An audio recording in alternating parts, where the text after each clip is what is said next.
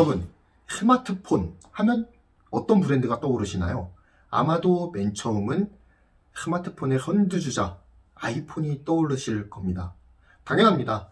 PDA 형식이 아닌 화면 터치형 스마트 디바이스의 첫 장을 연 선구자가 빠지면 섭섭하겠죠. 하지만 강력한 아이폰의 브랜드 파워와 함께 회자되는 또 다른 스마트폰 브랜드가 있습니다. 세계에서 가장 많이 팔리는 스마트폰, 세계에서 가장 많이 생산되는 스마트폰, 그리고 다른 성능은 몰라도 카메라 성능 하나만큼은 내세울 만한 스마트폰, 한국을 대표하는 스마트폰 브랜드, 바로 갤럭시입니다. 갤럭시의 강점은 약 3가지 정도로 압축할 수 있을 것 같은데요. 첫 번째, 10년간 갤럭시 브랜드를 유지하면서 시장에서 튼튼한 입지를 다졌다라는 사실입니다. 한 브랜드를 10년간 꾸준히 성공시킨다는 것, 굉장히 어려운 일이죠. 그만큼 발전과 혁신이 뒤를 따라주어야 하고 또한 지속적으로 시장의 지지를 받아야 하기에 더욱 어려운 과제였다라고 말씀드릴 수가 있겠습니다. 삼성은 갤럭시 S 시리즈를 통해 고성능, 프리미엄 스마트폰의 이미지를 구축하는 데에 성공을 합니다. 그러면서도 시장의 요구를 발빠르게 반영해서 호평을 이끌어내기도 하는데요.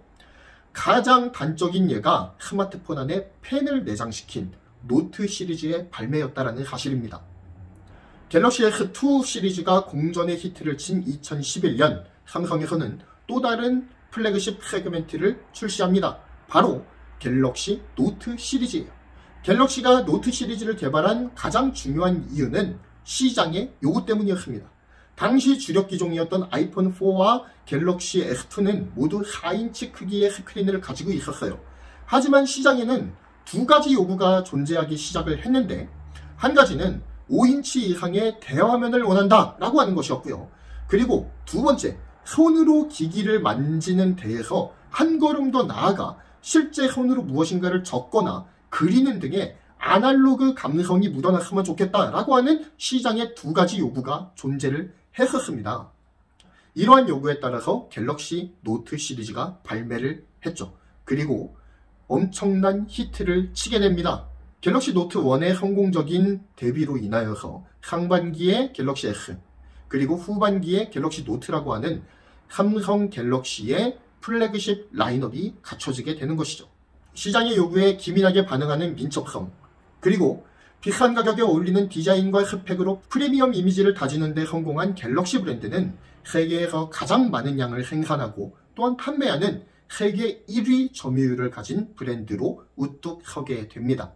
갤럭시의 두 번째 강점은 갤럭시 브랜드가 가진 혁신성이에요.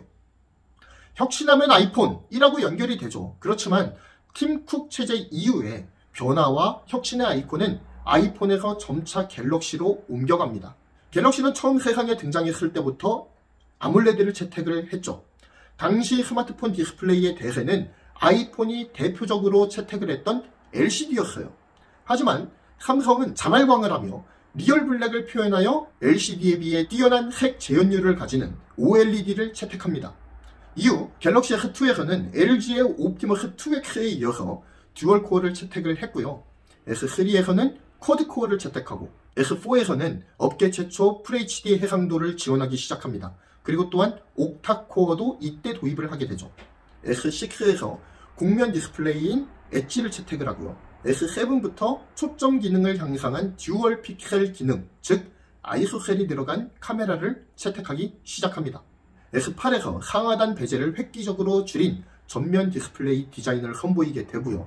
그리고 S9 플러스 모델을 통해서 갤럭시 S 시리즈 최초로 듀얼 카메라를 채택을 합니다.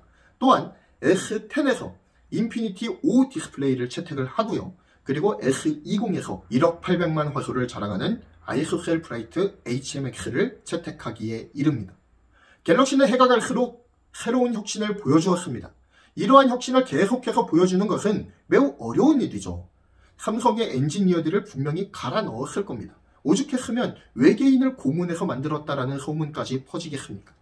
하지만 삼성은 물론 혹평을 듣기도 해요. 그렇지만 그럼에도 매번 시장을 놀라게 하는 뛰어난 혁신의 역량을 보여주고 있다는 사실만큼은 분명한 사실입니다. 세 번째, 갤럭시 브랜드가 가진 폭넓은 시장의 스펙트럼을 들 수가 있습니다. 초특급 프리미엄 라인인 갤럭시 Z 폴드부터 시작을 해서요. 플래그십 라인업인 갤럭시 S와 노트, 그리고 준 플래그십 정도의 준수한 성능을 가져주는 A 시리즈, 그리고 신흥국 시장을 겨냥한 ODM 라인인 M 시리즈 등 다양한 소비자를 포용할 수 있는 라인업을 갖추고 있습니다. 애플이 고가 정책을 고수하면서 아이폰의 프리미엄 이미지를 지속적으로 가져가는 전략을 사용을 한다면 삼성의 갤럭시는 모든 소비자들이 자사의 제품을 선택할 수 있는 다양한 라인업을 갖춤을 통해서 마켓 세그멘트를 세분화해서 접근하는 전략을 취하고 있는 거죠. 따라서 갤럭시는 글로벌 마켓에서 폭넓은 사랑을 받고 있는 브랜드로 우뚝 설 수가 있었습니다.